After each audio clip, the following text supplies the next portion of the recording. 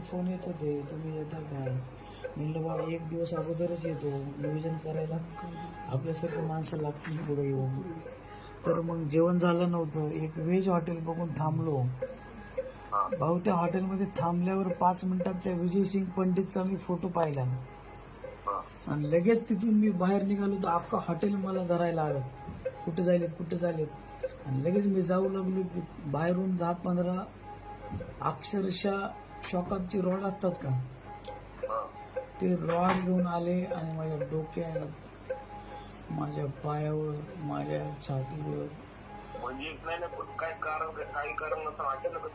काही नाही.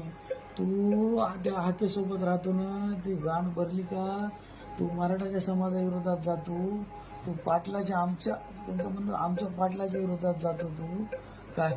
अक्षरशः माझ्यावर लगी केली त्यांनी, मारलं. मी पाणी पाजवा म्हणलं तर माझ्यावर लगी केली त्यांनी काय. हो, एवढं मारले बापू, माई शपथ. मी हाताचे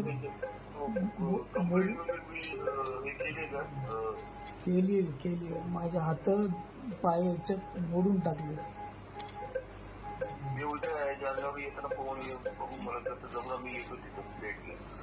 हो,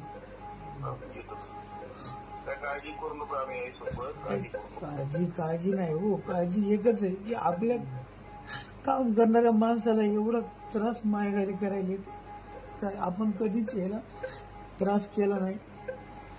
हे एवढं कालच्या पातळीवर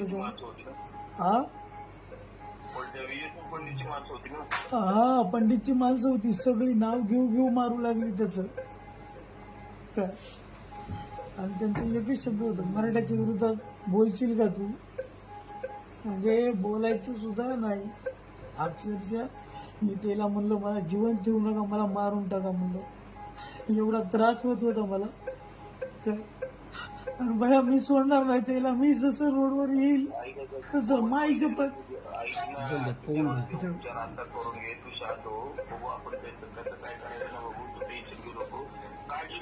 मी असं घरी जाणार नाही, त्याला हॉस्पिटलमध्ये पोहोचल्याशिवाय मी घरी जाणार नाही. कारण आपल्या सरकारला जर मारत असतात तर बाकीच्या आपल्या समाजाचे काय आलंय.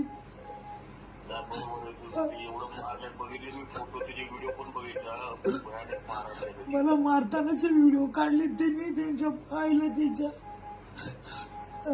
तिथं मी म्हणत होतो मला जीव मारा, मला ठेवू नका. येत आहेत सर, निघाले.